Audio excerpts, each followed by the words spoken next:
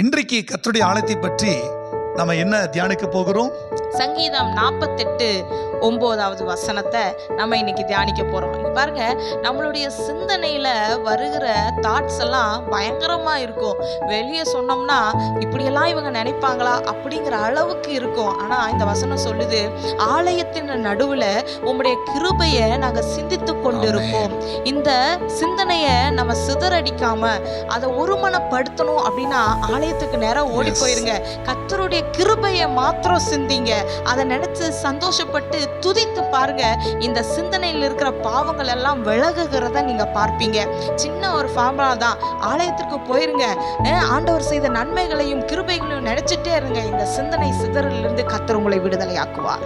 ஆகவே ஆலயத்தின் நடுவிலே கர்த்தருடைய கிருபையை நீங்கள் சிந்தித்துக் கொண்டிருங்கள்.